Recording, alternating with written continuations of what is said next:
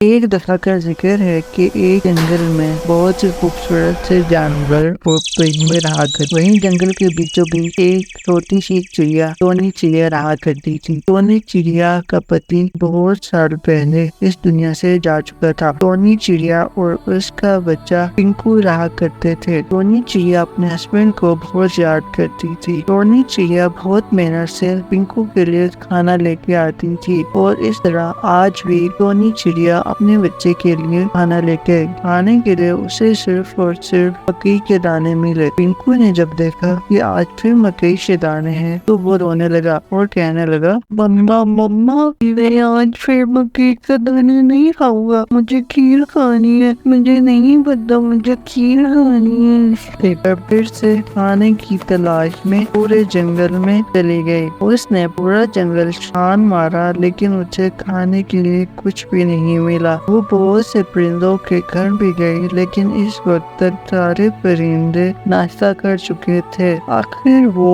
جنگل کے آخری کونے میں جا پہنچی۔ جب اس نے دیکھا کہ کالو کوا کھیر کی دکان پہ کھیر بیچ رہا تھا، اس نے کالو سے کہا، کالو بھیا پلیز میرا بچہ بہت بھوکا ہے، اس کے لیے کچھ کھانے کے لیے دے دو، میں تمہیں بہت دعائیں دوں گی، میرے پاس ابھی پیسے نہیں ہیں۔ ٹونی میں تمہیں ایسے فری والا نہیں دے سکتا، تمہیں 200 روپے کی پلیٹ ملے گی، اگر پیسے ہیں تو پیسے دو اور کھیر لے کے چلی جاؤ ورنہ دفعہ ہو جاؤ یہاں سے۔ ٹونی چڑیا جو کالو کوے کو کی اور بیچاری گھر کو واپس لوٹ گئی اور اسے پھر سے مکئی کے دانے ملے اور وہ مکئی کے دانے بہت ہی شرمندگی کے ساتھ اپنے گھونسلے میں لے کے چلی گئی اور وہ ساتھ میں رو بھی رہی تھی۔ جہاں پہ گھر جاتے ہی پنکو اس کا انتظار کر رہا تھا۔ جیسے ہی پنکو نے دیکھا کہ اس کی ماما آ گئی ہے تو کہنے لگا، شکر مما فاری ہے، مجھے بہت بھوک لگی تھی۔ ٹونی چڑیا جو کہ اپنے ساتھ مکئی کے دانے لائی تھی، اس نے اپنے بچے کو روتے روتے دے دیے، جو کہ پنکو نے دیکھتے ساتھ بہت ہی اداس ہو گیا اور وہ کھانے سے انکار کر دیا اور ویسے ہی بھوکا آج پھر سے سو گیا۔ پنکو کی مما بہت ہی اداس تھی، اس نے ارادہ کیا کہ آج پنکو کو وہ ضرور کچھ نہ کچھ اچھا کھلائے گی۔ ٹونی چڑیا ایک بار پھر سے گھونسلے سے نکلی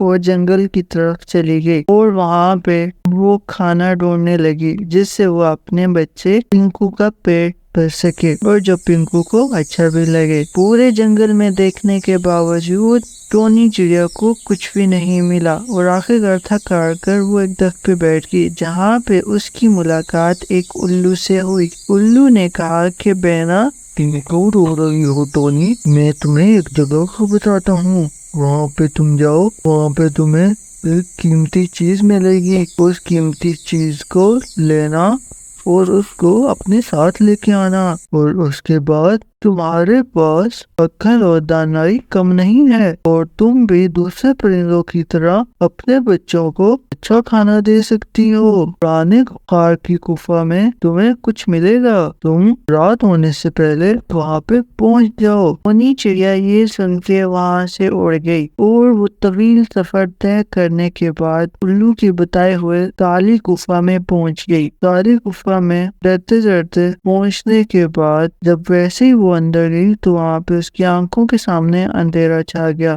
جب وہ اندر پہنچی تو اس سے دیکھا کہ وہاں پہ چاول پڑے ہوئے ہیں۔ چاولوں کو دیکھ کے ٹونی چڑیا بہت خوش ہوئی۔ پہلے اس نے سوچا کہ ان سب چاولوں کا میں اپنے بیٹے کو کھیر بنا کے دوں گی، لیکن پھر اس نے سوچا کہ ایسے تو ختم ہو جائیں گے، تو اس کے پاس تھوڑی سی زمین تھی جنگل سے تھوڑا سا دور جا کے اس نے کیا کہ جتنے بھی چاول تھے ان کو اپنی زمین پہ بونے کے لیے وہاں پہ کاشت کرنے لگی۔ کاشت کرنے کے بعد وہاں پہ اس نے ان کو پانی دیا اور اس نے بہت محنت کی۔ کچھ ہی دنوں بعد چاولوں سے تھوڑی چھوٹی سی کھوپڑیاں نکلنے لگی اور دیکھتے ہی دیکھتے جیسے ہی دن رات اس نے ایک کر کے ان چاولوں کو بڑا کیا۔ اب ان چھوٹے سے پودوں میں سے اور زیادہ چاول اگ چکے تھے۔ ان چاولوں کو ٹونی چڑیا شہر میں جا کے مور سیٹھ کو بیچ کے آئی۔ اور کچھ چاول جو تھے وہ اس نے اپنے پاس رکھ لیے اور کچھ چاول دکان پہ دے دیے۔ اس کے بعد وہ ان جو بھی پیسے تھے ان میں سے کچھ پیسوں سے ایک گائے خرید کے لے آئی، فارم میں گئی اور وہاں سے اس نے ایک اچھی سی گائے خریدی اور وہ اپنے چھوٹے سے فارم میں لے کے آئی، جہاں وہ اس گائے کا بہت خیال رکھتی تھی اور ہر وقت اس کو گھاس اور دودھ دیتی تھی۔ تو کچھ دنوں بعد وہ چاول اور گائے سے دودھ لے کے جاتی ہے اور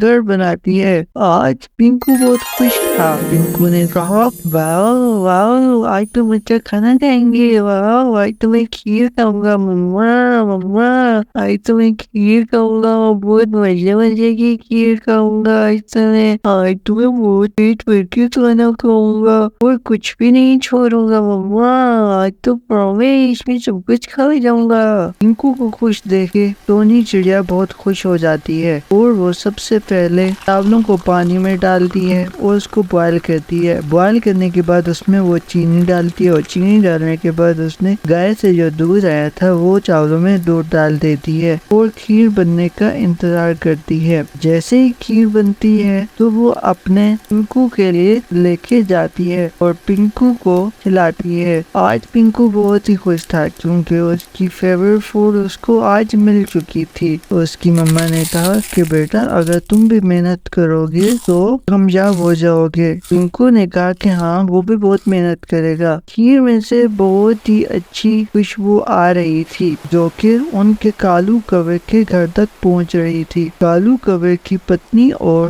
کالو کوا ان کے ساتھ ہی رہتے تھے۔ کالو کوے کی پتنی نے کالو سے کہا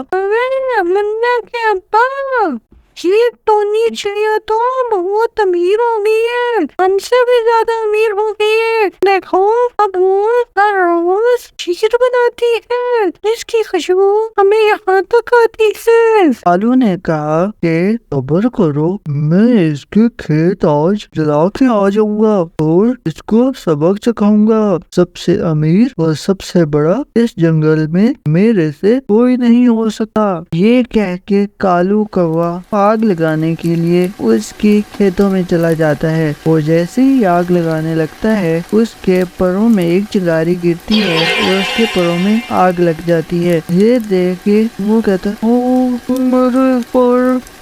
میرے پر اس کی پتنی بھی وہاں آ جاتی ہے اور ٹونی چڑیا بھی شور سن کے باہر آ جاتی ہے۔ ٹونی چڑیا جب دیکھتی ہے کہ کالو کوا کو وہ پانی لے کے آتی ہے اور کالو کوے کے اوپر پھینکتی ہے جس سے کالو کوے کی آگ بجھ جاتی ہے۔ کالو کوا اور اس کی پتنی بہت شرمندہ ہوتے ہیں اور ٹونی چڑیا سے کہتے ہیں میں نہیں کرتا تھا، ہم لالچ میں ہو گئے تھے، جس پہ ٹونی چڑیا نے انہیں معاف کر دیا اور اپنے ساتھ کھیر کھانے میں شامل کر لیا اور ان کو کھیر کھانے کے لیے گھر بھی دی۔ تو اسی طرح سارے پرندے اس جنگل میں بہت خوش ہو گئے اور ٹونی چڑیا سب سے بڑی چڑیا بن گئی۔